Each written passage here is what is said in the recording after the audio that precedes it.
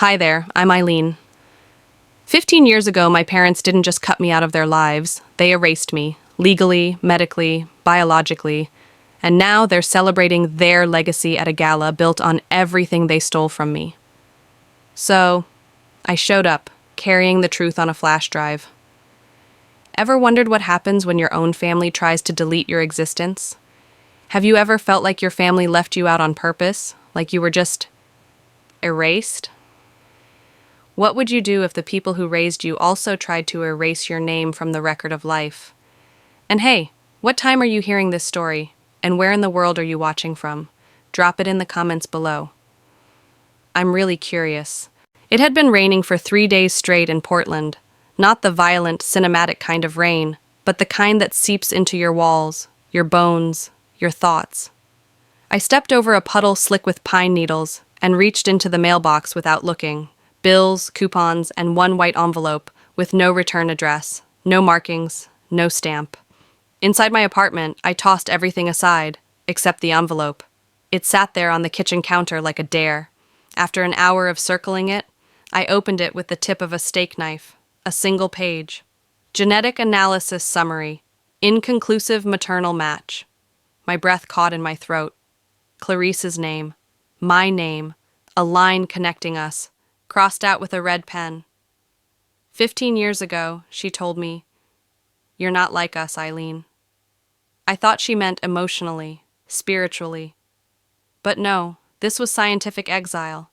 They didn't just kick me out of their lives, they deleted my blood. I leaned against the sink. Rain tapped at the windows like fingers trying to break in. The silence in the apartment wasn't peaceful, it was vacuumed. Something had been sucked out of me. 16 years ago, Clarice stared at me over our granite kitchen island. "Don't come crying to us when you ruin your life," she said. "You were never part of this family." I had believed her. Back in the present, I stared at the paper, the kind of clinical language that should have belonged to a stranger. Not me, not her. 2 days passed. On Wednesday, another envelope arrived, this one thicker, handwritten, with a return address in Michigan. Jonah, my cousin. I hadn't heard from him since the incident, since the divorce and my banishment and the closed-door family meetings where I was the only item not on the agenda. His letter was brief. "I found this cleaning out Dad's things. I didn't know. I didn't want to know, but you need to." Inside, a DNA report, different date, different laboratory, bold black font. 99.98% maternal match, Clarice Moore. I stared at it until the letters blurred. All these years I thought I'd gone crazy. They said I was unstable. They said I was adopted, misremembered, delusional. But the science didn't lie. Clarice was my mother. She just didn't want me. And now I had proof. I lit a match and held it under the fake report. It curled, smoked, blackened at the edges. I dropped the ashes into a mason jar and screwed the lid tight. I wasn't abandoned. I was erased. And you only erase things that threaten to be remembered. In the bottom drawer of my desk, beneath expired passports and a cracked Polaroid of me and my sister, was a hard drive. Labeled in Sharpie, "For when they pretend I never existed." I hadn't touched it in years. I reached for the folder next to it, More Family History, Revised. My name wasn't in it. Not even once. They rewrote the story. It's time I write the ending. The cafe smelled like burnt espresso and desperation. I was halfway through grading first-year anatomy papers when my laptop chimed. A Google Scholar alert blinked in the corner of the screen. I clicked it, distracted, then froze. Recent citation in Journal of Neurobiological Inquiry. Lead author, Lenora Moore. The title hit me in the gut. Cognitive Dissonance in Post-Trauma Recovery, a Frontal Cortex Analysis. My title. My damn thesis title. My fingers trembled as I opened the article. I didn't need to read far, just the abstract. Word for word. Paragraph after paragraph.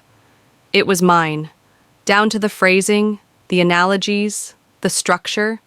The same metaphors I wrote at 3 a.m. in a hospital lounge while fighting off a migraine and loneliness thick as steel wool. 16 years ago, I'd scribbled those lines on napkins between rotations, whispered ideas into my phone during bathroom breaks.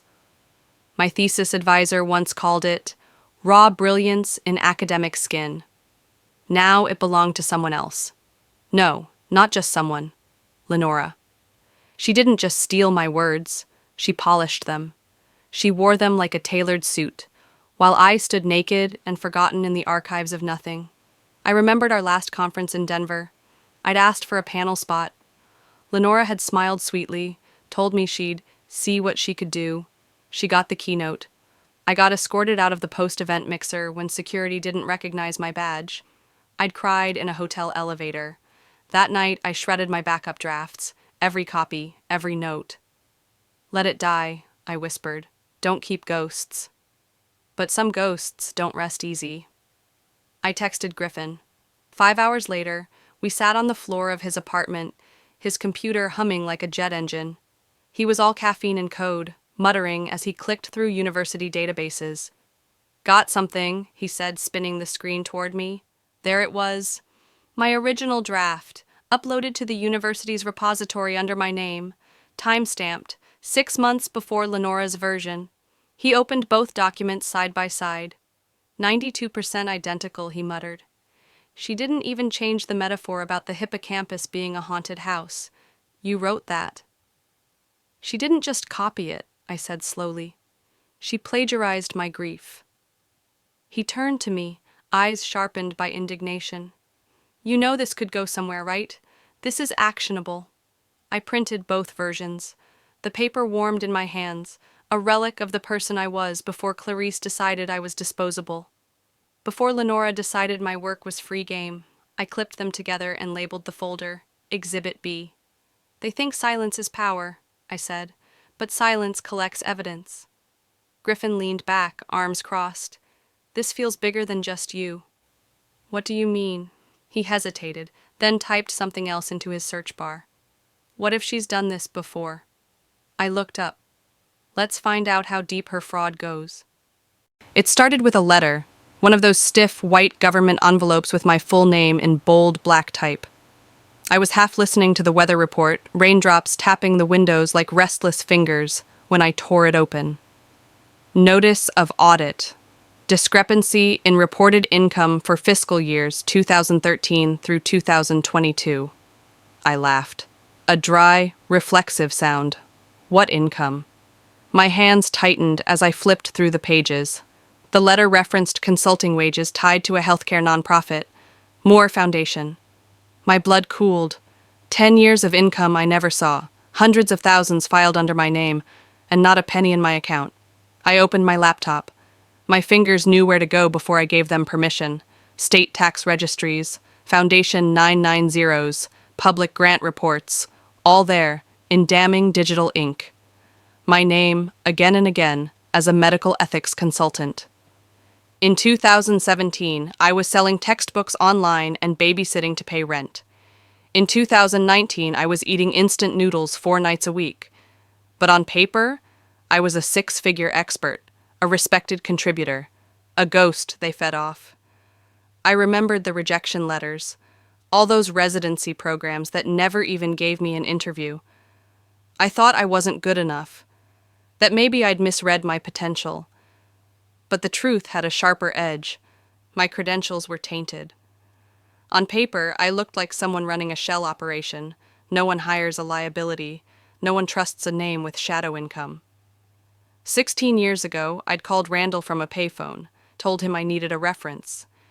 He said, "Sweetheart, you've always been too sensitive for this world. Let it go." Then he hung up. I let it go. Griffin didn't.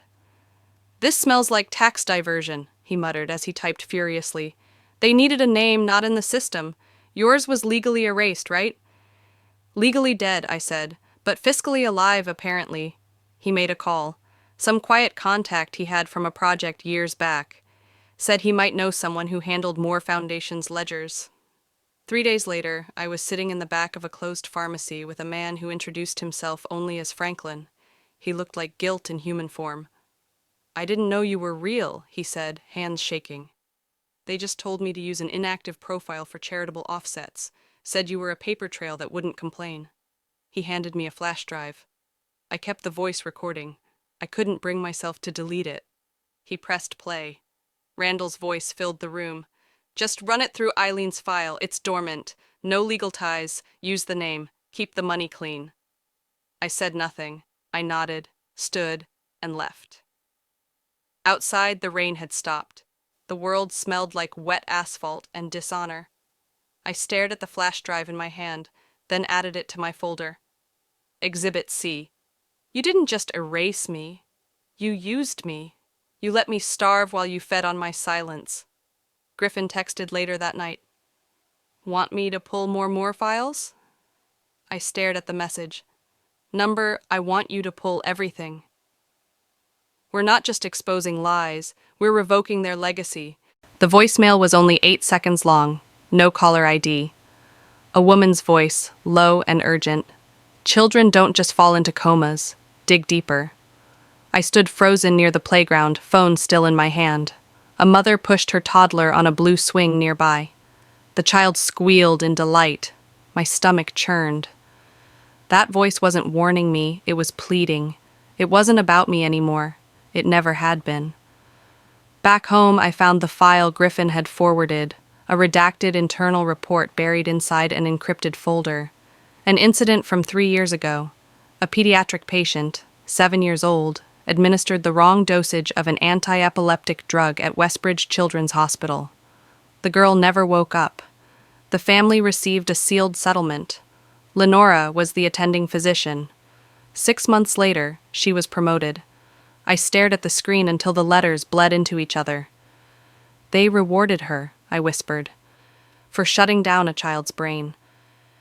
16 years ago, I followed Lenora through a narrow corridor during my first rotation. A nurse warned that a patient's vitals were unstable. Lenora didn't flinch. Protocols waste time, she said, brushing past like the nurse was air. It wasn't just arrogance. It was a refusal to be questioned. The kind that costs lives. I tracked down the nurse from the report. Darla Griggs, retired. She agreed to meet in a quiet diner near the state line. Her hands trembled as she sipped lukewarm coffee. They said if I talked, malpractice wouldn't be the only charge they'd make stick. She looked over her shoulder. Said they'd ruin me. Who? I asked, though I already knew. She slid a USB across the table.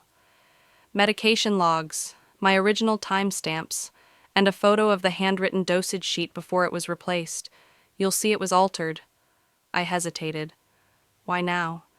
Because you're the first person who ever asked, she said, and I'm tired of swallowing my conscience. I didn't cry, I just nodded, as if one more horror was a box to tick off. Later, I watched a clip from the hospital's gala. The girl's mother spoke, standing beside Lenora, tears streaming as she praised the pediatric unit that had done everything they could. They hadn't. They covered it up. You're not alone in your grief, I whispered to the screen. You just don't know who to blame yet. I saved the files. Exhibit D. Griffin messaged me.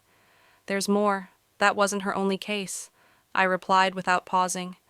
Send me everything. I'm done waiting. This was never about revenge.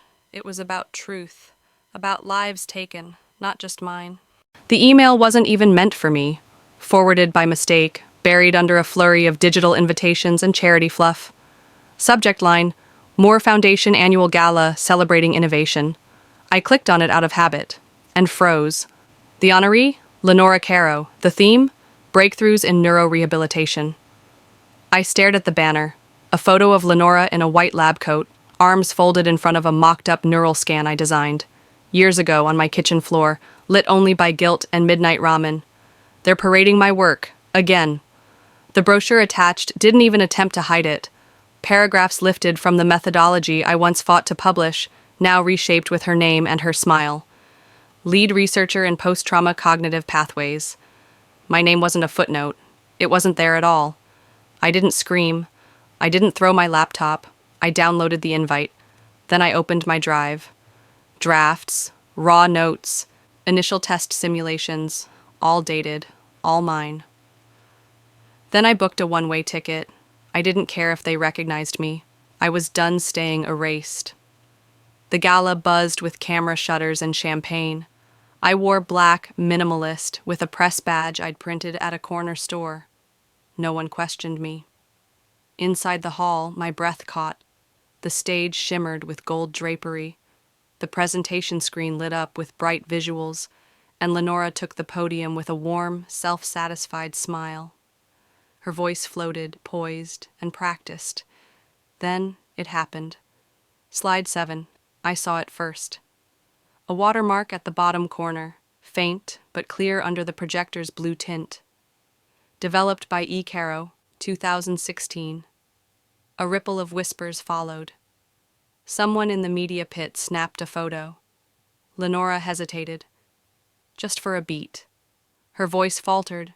Her gaze flickered across the room. I didn't move. I didn't need to. She stumbled through the rest of her speech, eyes flitting toward the screen as if it might betray her again.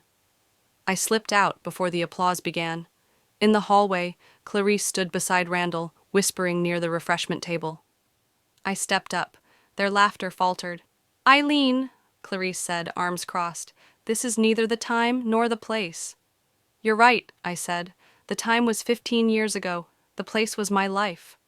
Randall avoided my eyes. I leaned in, my voice calm, controlled.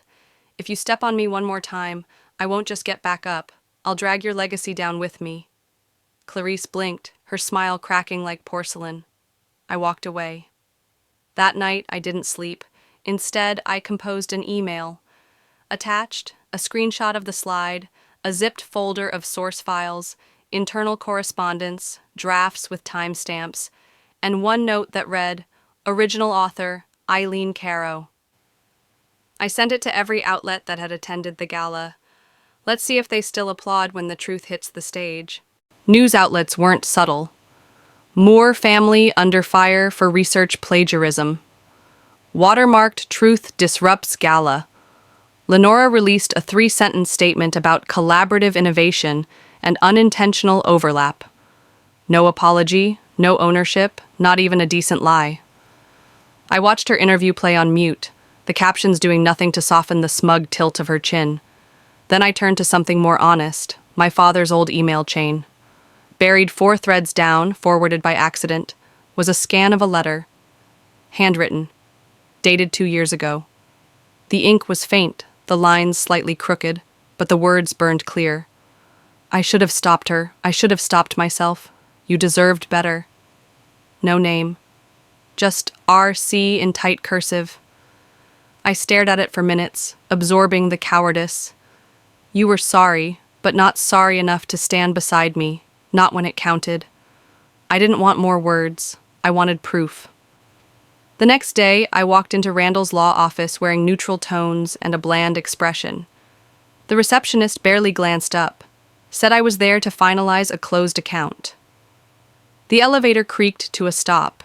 His office door was already ajar. He looked up, startled. "You," he said. I slid the printed letter across the desk. "That all?" he asked quietly. "Still spineless, huh?" That was all I said. Back in my apartment, Griffin was waiting at the kitchen counter, his laptop open. The faint hum of his fan filled the silence. "You're going to want to see this," he said. He hit play. A grainy black and white clip rolled. Clarice, stepping out of Pacific Diagnostics, clutching a clipboard. The timestamp. 2 weeks before I was legally erased. The footage zoomed in as she looked straight at the camera, then turned and walked away. "You were right," Griffin said. "She forged everything." I leaned forward, heart steady. "Send me the file." He transferred it to my flash drive without a word. The folder labeled Exhibit A now had new company. That night I wrote, "They took everything, and I kept waiting, waiting for remorse, for decency, for someone to admit what they did, but all I ever got was their silence." My pen hovered. They will face the truth. On my terms. I printed the frame of Clarice at the clinic, sealed it in a folder, labeled it DNA fabrication. Then I opened a secure browser, drafted a new email. No signature, no threats, just one attachment. Trigger 1. Move. I scheduled the send, 1 week from tonight, 8 p.m. As the upload bar reached 98%, I stared at the screen, unblinking. Retribution doesn't have to roar. Sometimes it just clicks send. The eggs were rubbery, the toast too dry. I stared at the screen on my phone, barely tasting anything. A headline scrolled by like static noise. Charity Queen Clarice Moore, under investigation. I didn't flinch. I had already pulled the trigger. What surprised me was how little satisfaction it brought. Then a ping, anonymous email. Subject line, incoming storm. Attached, nothing. Just that phrase and a smiley face. I tossed the phone on the table. That was when the knock came, not on my door, but on my name. The letter had federal weight, IRS audit. 14 discrepancies tied to unreported advisory income, all under Eileen Caro. I called. I asked for clarification. The agent read off each line like a death sentence: consulting contracts, medical board invoices, nonprofit speaking fees. I never earned any of it. The call ended. My fingers clenched. The room swam in silence. They weren't just stealing from me now. They were trying to bury me, again. I met Griffin in his car, parked behind an old church where cell reception was awful but privacy was guaranteed. He handed me a tablet. They laundered close to $3 million through your identity, he said, scrolling through transactions. Your name is everywhere in this foundation. My voice came low, but steady. Then let's rip the roof off. He pulled up a file system, familiar interfaces, internal portals, stolen access, 14 reports, all listed me as a key contributor. One was signed by Clarice herself, another, filed by Randall's assistant. They turned me into a ghost, I whispered, built an empire with my shadow. I didn't cry. I didn't curse. I printed 3 copies, each neatly labeled press, lawyer, me. 16 years ago, I'd crept down the stairs of the estate, hoping to overhear something kind. Instead, Clarice's voice. Erase her now, before it gets out. I hadn't remembered those words until now, but they'd never really left me. In the present, I stood too fast. My glass of wine shattered in my palm. Blood bloomed through my fingers, warm and predictable. I didn't tend to it right away. I just stared. I begged for a seat, I muttered. They buried me under the table instead. Later that night, I drove, past the estate, past the perfectly trimmed hedges and gated entrance. I parked across the street and stared at the mansion like it owed me breath. In my lap, the dossier. On top, scrawled by hand, I know what you did, and I'm not afraid anymore. The voicemail was grainy, like it had been recorded underwater. But I could still hear her voice, soft, careful. Your mother did things, sweetheart. Things that can't be undone. But you were always real to me. Always. I hadn't listened to it in years. Maybe I wasn't ready to believe her back then. Maybe part of me still wanted to believe Clarice had limits. Today proved she didn't.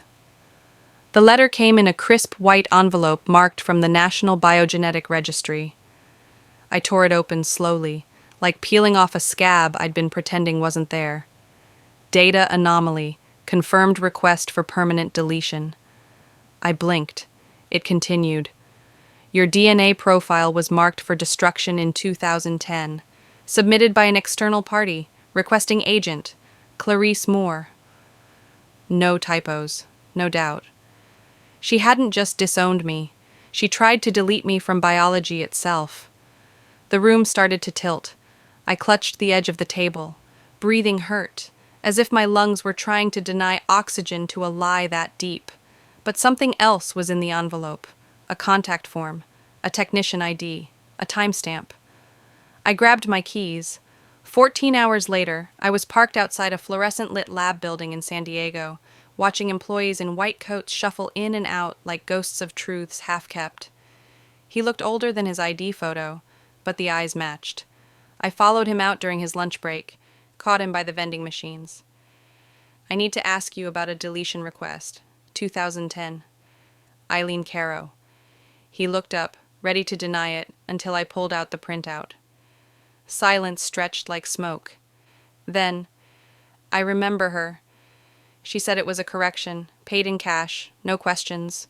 He paused. But I didn't do it. What? I didn't delete your record. I couldn't breathe. Why? He looked at me, really looked. Because something felt wrong. You looked so young. She looked too eager.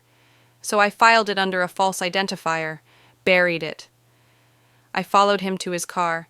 He opened the glove box and handed me a thick envelope. I kept it all, just in case. His voice cracked. Someone like you doesn't just disappear. Inside was the original DNA record, time-stamped, verified, stamped, a copy of the deletion request, a note, do not process, discrepancy under review, and one more document, an affidavit, signed, dated, declaring the truth. I drove to a gas station, locked the doors, and sat in the car until my tears soaked the paper. It wasn't grief, it wasn't sadness, it was proof. Undeniable, unwavering, final. I whispered to the silence, I'm not a shadow, I'm not a glitch, I am bone, I am blood, I am real. Back home, I didn't sleep. I scanned every page into a new folder. Existence, 001, final evidence. The USB drive glowed faintly as I plugged it in. 3 days until the gala. 3 days until the stage would light up with liars and I would be waiting in the dark with truth burning in my hands. Let's see what they do when the ghost they erased walks back into the room. The gala lights were too bright, blinding in a way that reminded me of operating rooms and interrogation bulbs. I stepped into the grand ballroom, wearing navy silk and steel resolve. The engraved flash drive burned cold in my palm, like it knew its moment had come. The room pulsed with polite claps and hollow smiles. A banner dangled above the stage, celebrating healing through innovation. Below it stood Clarice, resplendent in gold, and Lenora soaking up a standing ovation. I walked in unnoticed, just another face in a glittered sea, but not for long. They built this house on bones, I whispered to myself. Tonight, I lay them bare. When the lights dimmed for Lenora's keynote, I moved. Straight to the AV booth, no hesitation. The technician turned as I approached. Ma'am, this is... Play it. Full screen. Now.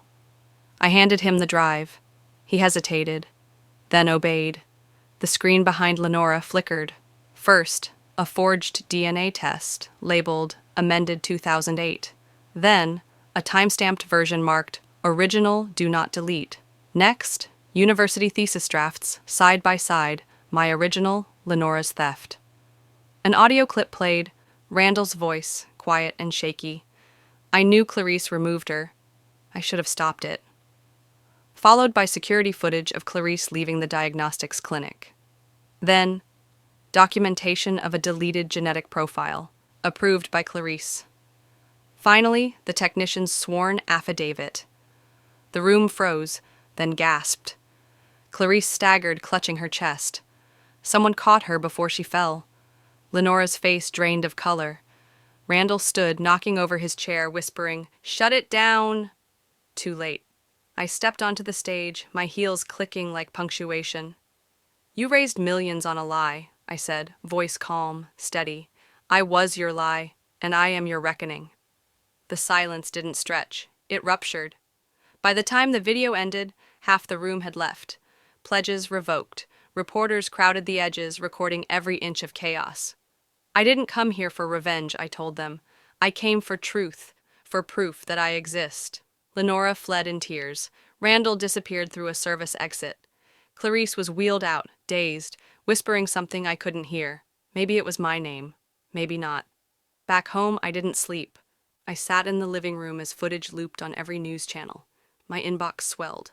Old professors apologizing, estranged cousins reaching out, Darla saying she cried watching it live.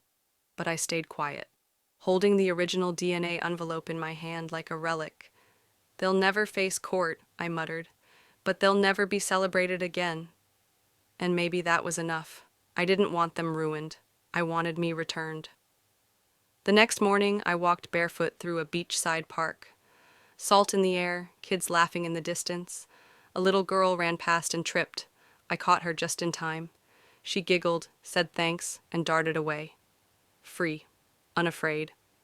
I watched her disappear into the horizon. They tried to write me out of the story, but I rewrote the ending. Sometimes the people who raise you also teach you how to survive without them. If you've ever felt erased, misunderstood, or made to feel invisible in your own family, you are not alone. I've learned that silence doesn't heal wounds, truth does. You don't need a courtroom or a crowd to validate your existence. You just need to stand up, even if your voice trembles, and say, I'm still here. What about you? Have you ever been written out of someone's story and had to write your own ending? Share your thoughts in the comments. I'd love to know where you're watching from, what part of the story moved you, or even if you disagreed. Let's open this up for real conversation. If this story touched your heart, type 1 in the comments, or let me know what state or country you're from. And hey, if you didn't like it, that's okay too. Tell me why. I'm listening. If you're into true stories with raw emotion and powerful comebacks, don't forget to subscribe to this channel. There are more stories like this coming, stories that matter, stories that might just remind you you're not invisible.